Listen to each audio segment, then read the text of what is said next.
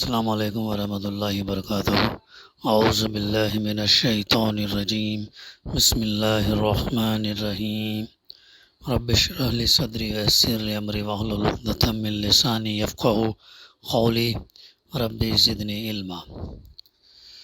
گزشتہ سے ہمارا مطالعہ جاری ہے الحمدللہ، خطبات کے ذریعے سے مسلمان کسے کہتے ہیں۔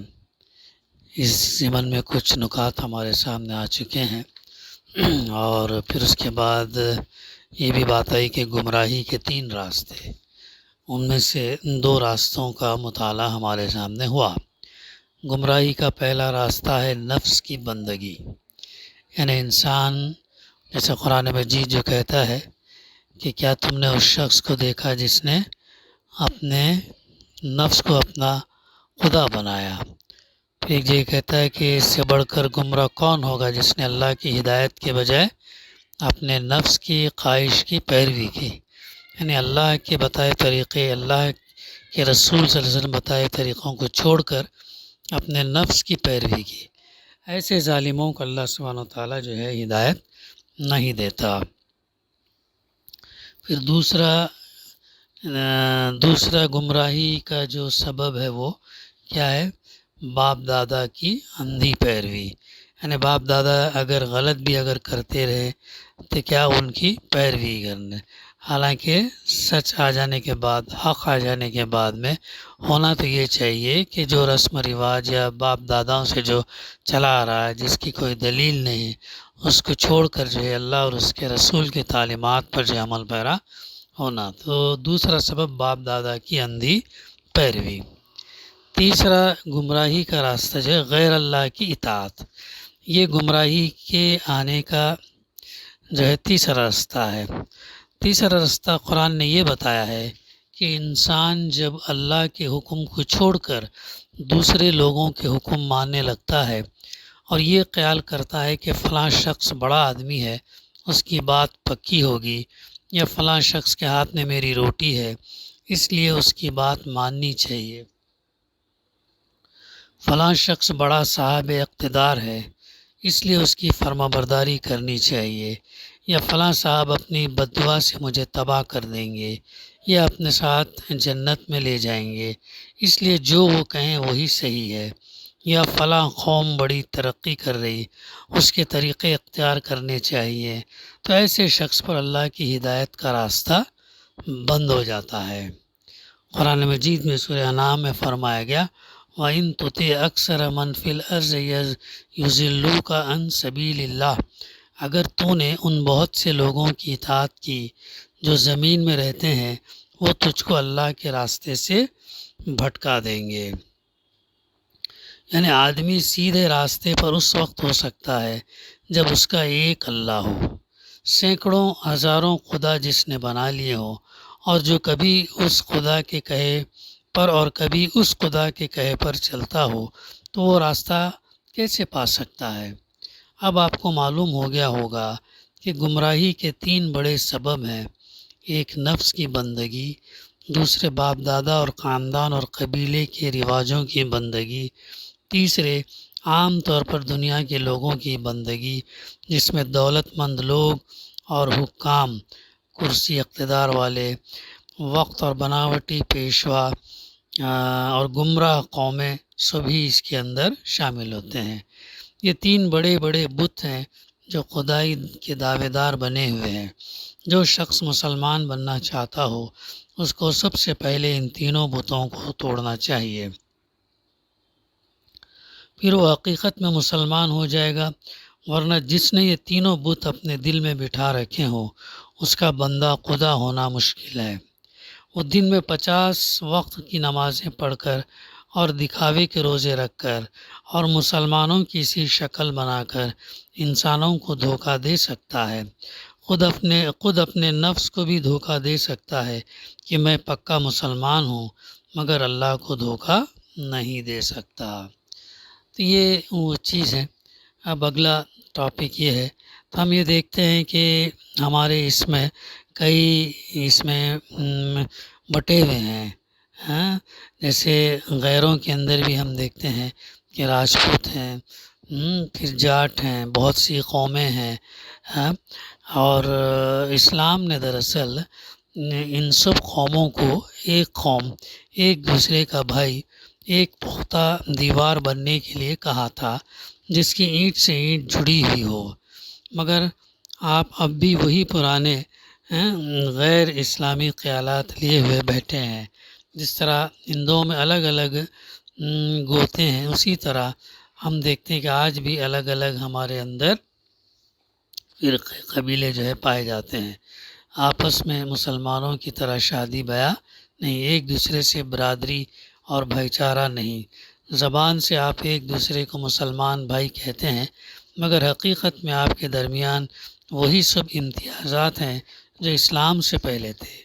ان امتیازات نے آپ کو ایک مضبوط دیوار نہیں بننے دیا۔ آپ کی ایک ایک اینٹ الگ ہے۔ آپ نہ مل کر اٹھ سکتے ہیں اور نہ مل کر کسی مصیبت کا مقابلہ کر سکتے ہیں۔ اگر اسلام کی تعلیمات کے مطابق آپ سے کہا جائے کہ توڑو ان امتیازات کو اور آپس میں پھر ایک ہو جاؤ، تو آپ کیا کہیں گے؟ بس وہی ایک بات، یعنی ہمارے باپ دادا سے جو رواج چلے آ رہے ہیں ان کو ہم نہیں توڑ سکتے۔ اس کا جواب خدا کی طرف سے کیا ملتا ہے؟ بس یہی کہ تم نہ توڑو ان رواجوں کو، نہ چھوڑو ہندوانہ رسموں کی تقلید کو۔ ہم بھی تم کو ٹکڑے ٹکڑے کر دیں گے اور تمہاری کثرت تعداد کے باوجود تم کو ذلیل اور خوار کر کے دکھائیں گے۔ تو کیا یہ چیز آج ہم نہیں دیکھتے ہیں؟ تو اس پر بھی جو ہے ہمیں غور کرنے کی ضرورت ہے۔ اگلا ٹاپک، وراثت میں حق تلفی۔ اللہ نے آپ کو حکم دیا تھا کہ تمہاری وراثت میں لڑکے اور لڑکیاں سب شریک ہیں۔ آپ اس کا جواب کیا دیتے ہیں؟ یہ کہ ہمارے باپ دادا کے قانون میں لڑکے اور لڑکیاں شریک نہیں ہیں، اور یہ کہ ہم اللہ کے قانون کے بجائے باپ دادا کا قانون مانتے ہیں۔ خدا را مجھے بتائیے، کیا اسلام اسی کا نام ہے؟ آپ سے کہا جاتا ہے کہ اس خاندانی قانون کو توڑیے۔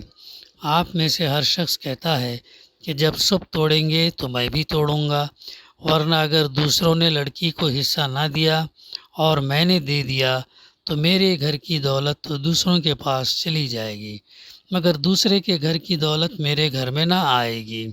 غور کیجئے کہ اس جواب کے کیا معنی ہیں؟ کیا اللہ کے قانون کی اطاعت اسی شرط سے کی جائے گی کہ دوسرے اطاعت کریں تو آپ بھی کریں گے؟ کل آپ کہیں گے کہ دوسرے زنا کریں گے تو میں بھی کروں گا، دوسرے چوری کریں گے تو میں بھی کروں گا، غرض دوسرے جب تک سب گناہ نہ چھوڑیں گے میں بھی اس وقت تک سب گناہ کرتا رہوں گا۔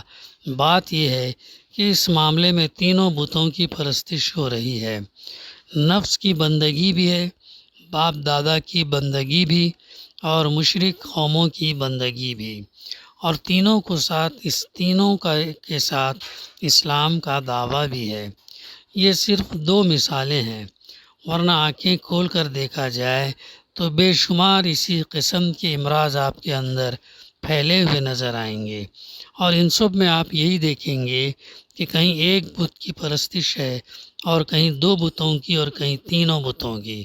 جب یہ بت پوجے جا رہے ہوں اور ان کے ساتھ اسلام کا دعویٰ بھی ہو تو آپ کیسے امید کر سکتے ہیں کہ آپ پر ان رحمتوں کی بارش ہوگی جن کا وعدہ سچے مسلمانوں سے جو ہے کیا گیا ہے؟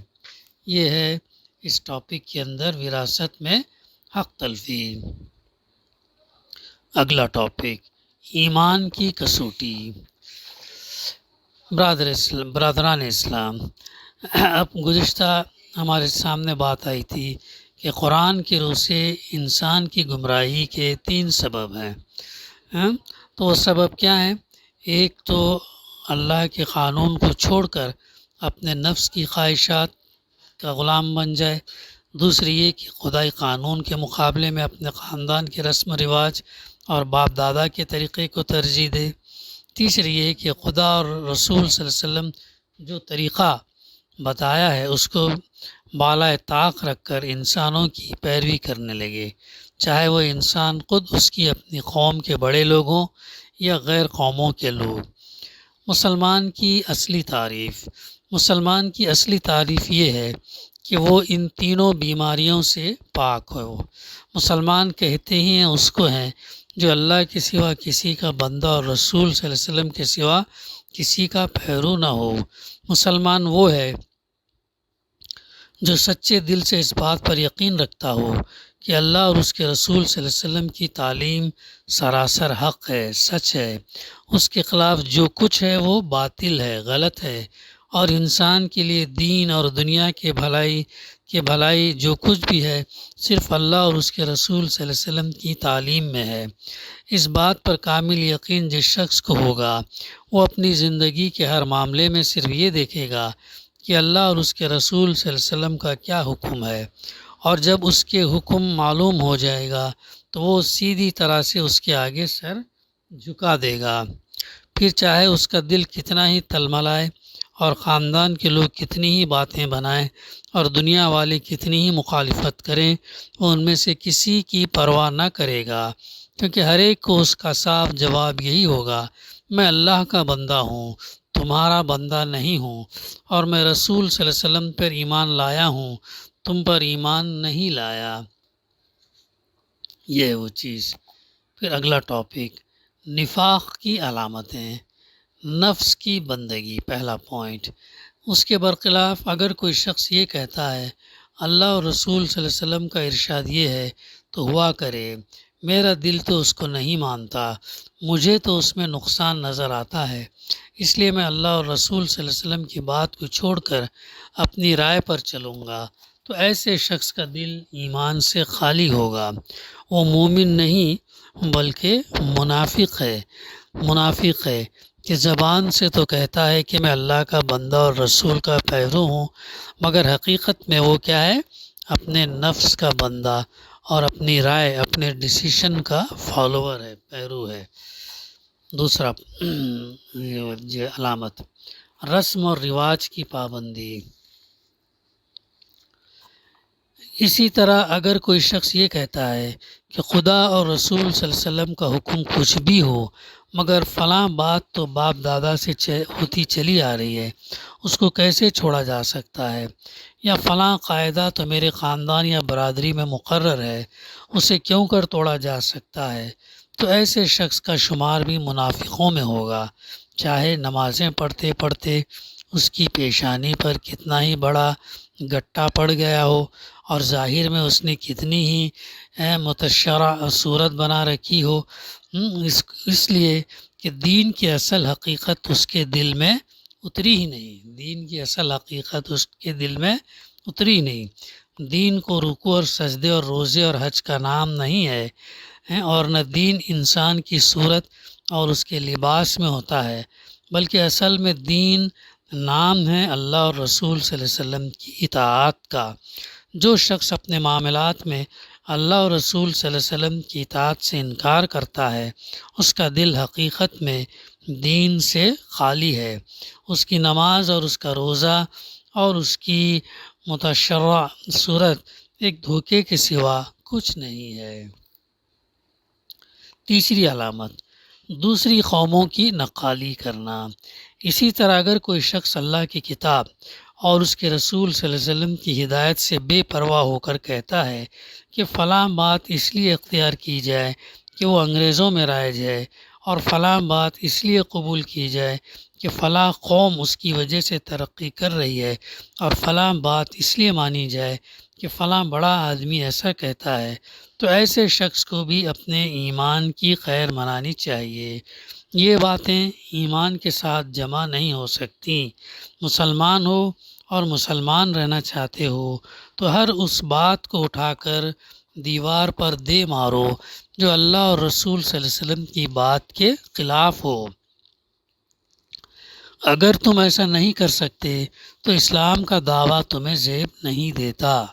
زبان سے کہنا کہ ہم اللہ اور رسول صلی اللہ علیہ وسلم کو مانتے ہیں، مگر اپنی زندگی کے معاملات میں ہر وقت دوسروں کی بات کے مقابلے میں خدا اور رسول صلی اللہ علیہ وسلم کی بات کو رد کرتے رہنا، نہ ایمان ہے اور نہ اسلام ہے، بلکہ اس کا نام کیا ہے؟ منافقت ہے، یعنی ہپوکریسی ہے۔ قرآن ایمان جو ہے ایک جیسے دو منہ کا پائپ ہوتا ہے، اور اس میں ایک سرے سے اگر آپ پانی ڈالیں دوسرے سرے سے نکل جاتا ہے، پانی ٹکتا نہیں۔ ایسے ہی منافق کا معاملہ کیا ہے؟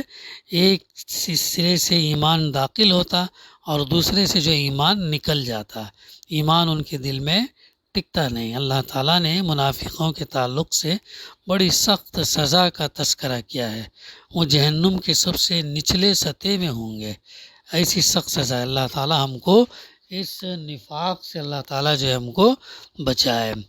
قرآن مجید کے 18ویں پارے میں اللہ تعالیٰ نے صاف صاف الفاظ میں فرما دیا، لقد انزلنا آیات مبینات واللہ یہدی من یشاء الی صراط مستقیم وَيَقُولُونَ آمَنَّا بِاللَّهِ وَبِالرَّسُولِ وَأَطَعْنَا ثُمَّ يَتَوَلَّى فَرِيقٌ مِّنْهُم مِّن بَعْدِ ذَلِكَ وَمَا أُولَٰئِكَ بِالْمُؤْمِنِينَ وَإِذَا دُعُوا إِلَى اللَّهِ وَرَسُولِهِ لِيَحْكُمَ بَيْنَهُمْ إِذَا فَرِيقٌ مِّنْهُم مُّعْرِضُونَ وَإِن يَكُن لَّهُمُ الْحَقُّ يَأْتُوا إِلَيْهِ مُذْعِنِينَ أَفِي قُلُوبِهِم مَّرَضٌ أَمِ ارْتَابُوا أَمْ يَخَافُونَ أَن يَحِيقَ اللَّهُ عَلَيْهِمْ وَرَسُولُهُ بَلْ أُولَٰئِكَ هُمُ الظَّالِمُونَ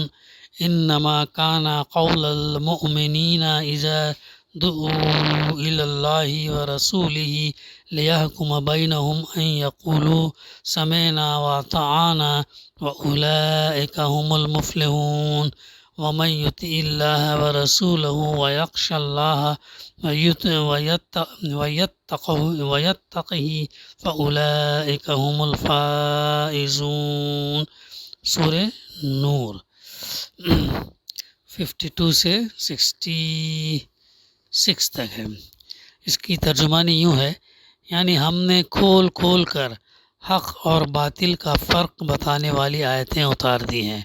اللہ جس کو چاہتا ہے ان آیتوں کے ذریعے سے سیدھا راستہ دکھا دیتا ہے۔ لوگ کہتے ہیں کہ ہم اللہ اور اس کے رسول صلی اللہ علیہ وسلم پر ایمان لائے اور ہم نے اطاعت قبول کی، پھر اس کے بعد ان میں سے بعض لوگ اطاعت سے منہ موڑ جاتے ہیں۔ ایسے لوگ ایماندار نہیں ہیں، اور جب ان کو اللہ اور رسول صلی اللہ علیہ وسلم کی طرف بلایا جاتا ہے تاکہ رسول صلی اللہ علیہ وسلم ان کے معاملات میں فیصلہ کرے تو ان میں سے کچھ لوگ منہ موڑ جاتے ہیں۔ البتہ جب بات ان کے مطلب کی ہو تو اسے مان لیتے ہیں۔